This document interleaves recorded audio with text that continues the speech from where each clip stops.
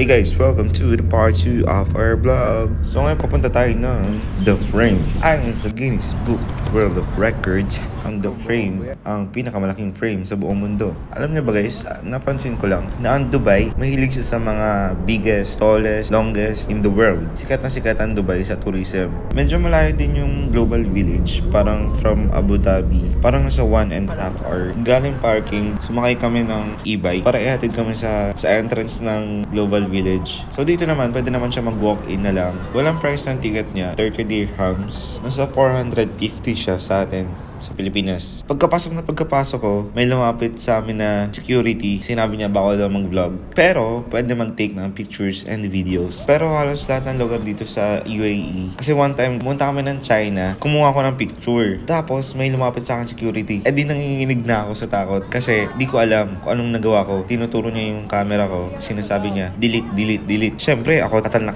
ako. Habang dinidelete yung mga pictures. After ko naman i-delete yung pictures, sinabi niya lang sa akin na bawal mag-take ng pictures doon. Ganon din dito, may rule sila na bawal mag-vlog, pero pwede ka mag-take ng pictures and video. Ay, nandito na pala tayo sa Global Village. Itong Global Village pala guys, binubuo siya ng mga pavilion. Para siya mga building. May mga different architecture. Depende kung anong bansa. Kaya siya tinawag na Global Village. May representation dito. Ang Global Village pala, para siyang mundo na dinala mo sa isang lugar.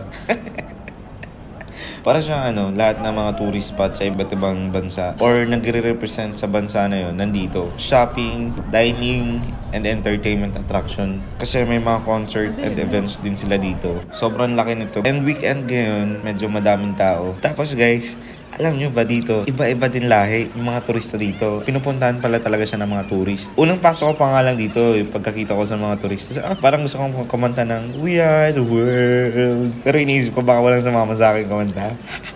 Meron din pala sila dito guys na carnival. Yung parang mga Star City, Enchanted Kingdom. Kaya siguro sikat na rin siya kasi lahat nandito na talaga. Isipin mo, simula hapon hanggang gabi, naglalakad lang kami. Pero hindi mo rin naman napapansin kasi madami kang nakikita. Parang ang mga napasukan namin pavilion is sa China, Thailand.